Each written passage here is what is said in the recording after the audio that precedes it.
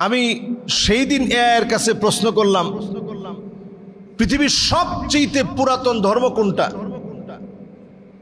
তো প্রথম বলল যে হিন্দু ধর্ম হচ্ছে পৃথিবীর সবচেয়ে সনাতন এবং পুরাতন ধর্ম।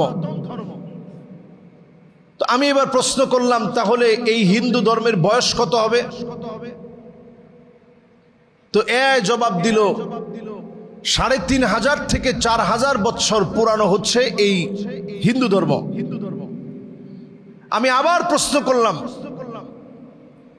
এই পৃথিবীতে সর্বপ্রথম মূর্তি পূজা চালু হয়েছে কখন? জবাব দিয়েছে নূহ আলাইহিস সালামের জামানায়। আমি প্রশ্ন করলাম কত বছর আগে? বলছে আজকে থেকে ৬৫০ থেকে ৭০০০ বছর পূর্বে ঘটনা। তো আমি বললাম, এই ৬৫০-৭০০০ বছর আগে সেই সময় নূহ আলাইহিস সালাম কোন ধর্মের ছিলেন? জবাব দিয়েছে তিনিও ইসলামেরই একজন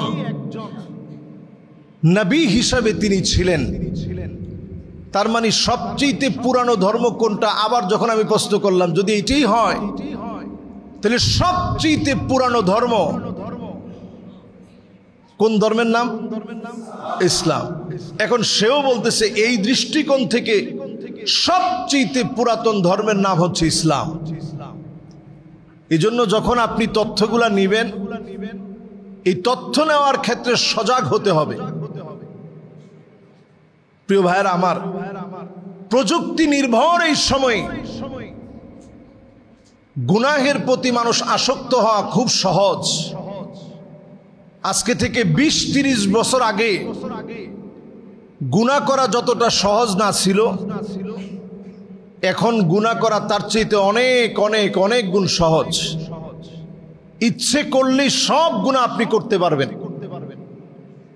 এজন্য হাসান বসরি রাহিমাহুল্লাহ তিনি বড় চমৎকার করে বলেন, গুনাহ করার আগে এটা আগে চিন্তা করবেন যে আল্লাহ, আমি আপনার খেয়ে আপনার পরে কেমনে গুনাহ করি। এই প্রযুক্তির এই সময়ে সারা দুনিয়াকে যখন লিড দিচ্ছে এআই, আর্টিফিশিয়াল ইন্টেলিজেন্স যখন গোটা দুনিয়াকে লিড দিচ্ছে, চ্যাট জিপিটি যখন গোটা পৃথিবীর দুয়ার কেমন যেন উন্মোচিত করে দিয়েছে, সারা দুনিয়াতে কিছুদিনের মধ্যে আপনারা শুনবেন কোটি কোটি মানুষ চাকরিচ্যুত হবে শুধু এআই, এই প্রযুক্তির কারণে।